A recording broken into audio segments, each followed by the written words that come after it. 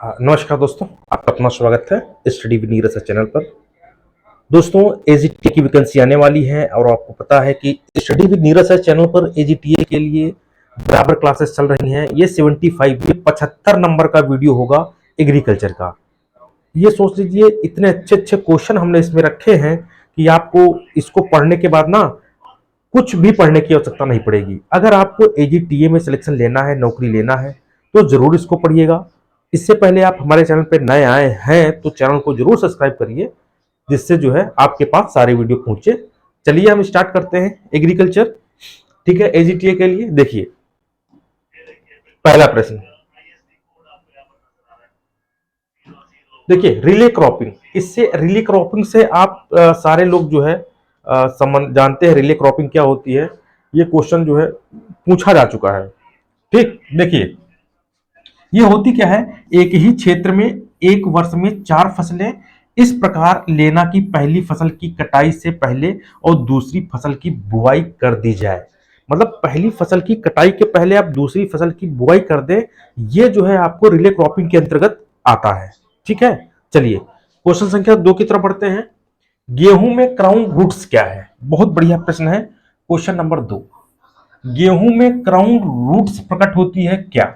मृदा सतह से ऊपर, मृदा सतह से नीचे, किंतु बीज के ऊपर, मृदा सतह एवं बीज के नीचे, बीज के नीचे। तो मेरे बच्चों जो इसका बी आंसर है, गेहूं में क्राउन जो रूट्स होता है वो मृदा सतह से नीचे किंतु बीज के ऊपर जो है प्रकट होती है।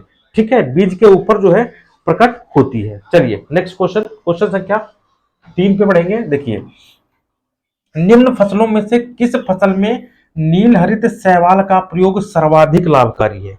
किस फसल में नील हरित शैवाल का प्रयोग सर्वाधिक लाभकारी है? बहुत बढ़िया प्रश्न है। तो इसके लिए मेरे बच्चों जो आंसर है, ठीक है, मक्का, आलू, धान, गन्ना में कौन सा सही होगा? तो जो धान है ये इसका राइट आंसर होगा। क्या? धान इसका राइट आंसर होगा। चलिए 4 पे आते हैं। चने की अवरोधी, देख लीजिए कितना बढ़िया प्रश्न। चने की अवरोधी किस्म किसके प्रति रोधिता रखती है? किसके प्रति रोधिता रखती है चने की अवरोधी किस्म मेरे बच्चों? विल्ट, झुलसा रोग, बाढ़ या सूखा?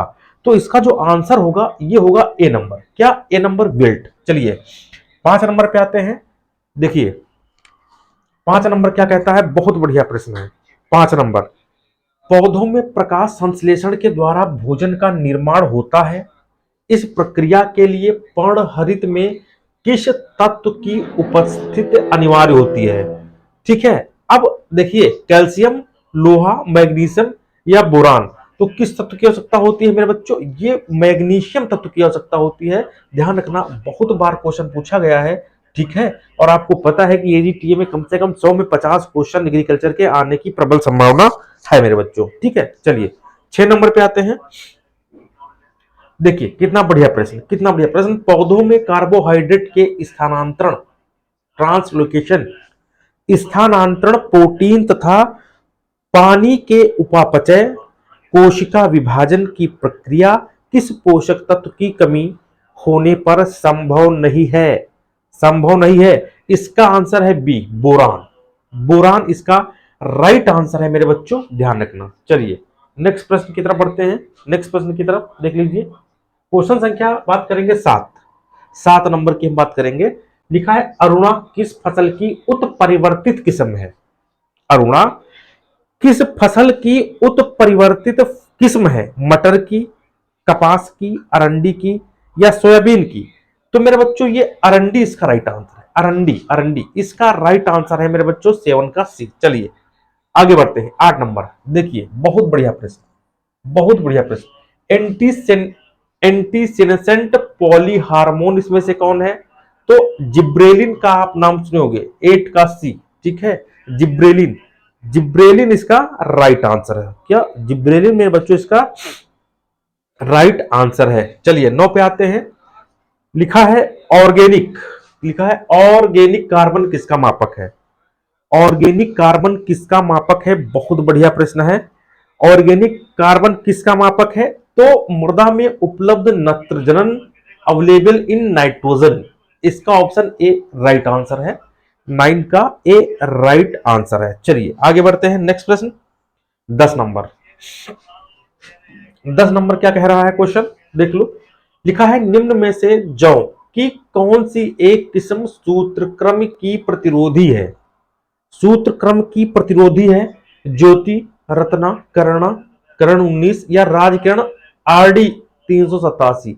इसका आंसर है मेरे बच्चों राजकिरण। राजकिरण जो है मेरे बच्चों जो है सूत्रक्रम के प्रतिरोधी किस्म की प्रजाति है, इतना आप लोग ध्यान रखना। चलिए आगे बढ़ते हैं।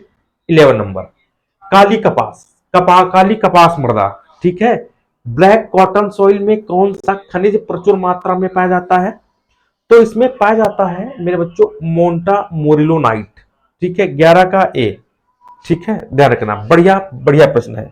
चलिए क्वेश्चन संख्या 12, क्वेश्चन संख्या 12 की बात करते हैं। पीडीएम 11 किसकी किस्म है, तो ये मूंग की है। पीडीएम 11 किसकी किस्म है मेरे बच्चों, ये मूंग की किस्म है और परीक्षाओं में पूछा गया। देखिए यहाँ पे जितने प्रश्न आपके किसी ना किसी परीक्षा में आए हुए होंगे, या जितनी भी परीक्षाएं TGT, PGT, AGT, sugar cane, जिसमें भी एग्रीकल्चर आता है, ये क्वेश्चन वहां से उठाए गए हैं। इसलिए सारे प्रश्न बहुत ही इंपॉर्टेंट है आपके एग्जाम के पर्पज से, ठीक है। चलिए आगे बढ़ते हैं।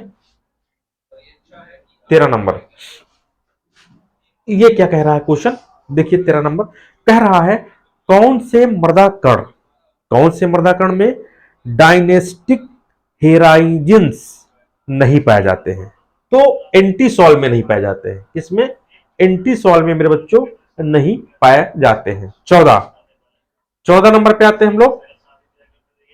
देखिए 14 नंबर क्या कहता है, कहता है सन 1950 में चारागाहों को नूतन अवस्था में लाने हेतु सर्वप्रथम किस देश में जीरो जीरो टिलेज तकनीक का प्रयोग किया गया।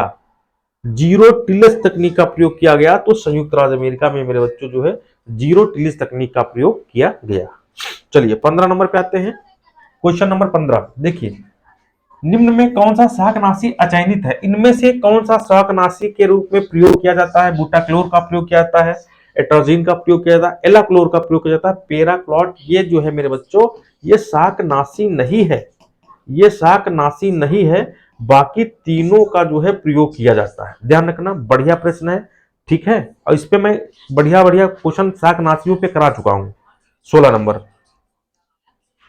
आलू की मुख्य फसल की बुआई कब करते हैं। आलू की मुख्य फसल की बुआई कब करते हैं, तो आपको पता है कि 15 अक्टूबर से 25 अक्टूबर के मध्य जो है आलू की बुआई करते हैं। बहुत बढ़िया प्रश्न है, एग्जाम में पूछा गया है, एग्जाम में मेरे बच्चों पूछा गया है, ठीक है, बहुत बढ़िया प्रश्न।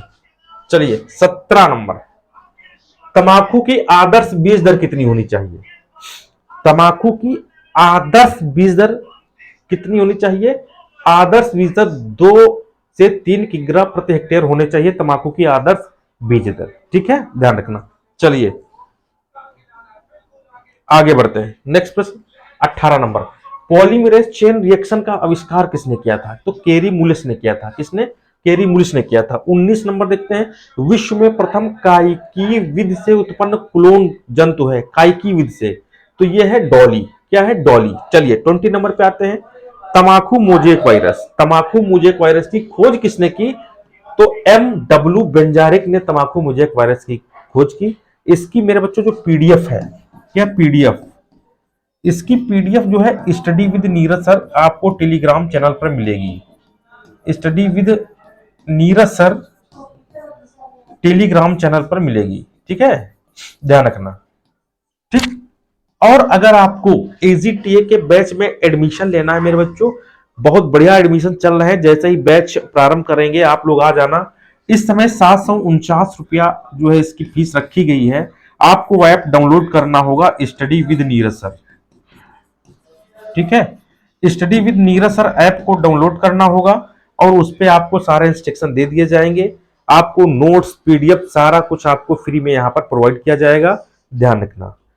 अगर आप एजी टेक तैयारी करना चाहते हैं तो सबसे पहले आप स्टडी विद नीरज सर पे आपका स्वागत है, आइए चैनल को सब्सक्राइब करिए। पिछली बार मैंने 74 लोगों का सिलेक्शन दिया है जीटीए में, इस बार 500 लोगों का सिलेक्शन कराने की बिल्कुल बिल्कुल मैं कोशिश करूंगा मेरे बच्चों, ध्यान रखना। तो लगातार पढ़ते रहना, आपका एग्जाम होगा फरवरी तक और वैकेंसी आपकी 15 तक आने की प्रबल संभावना है। ठीक है, तब तक के लिए नमस्कार, धन्यवाद।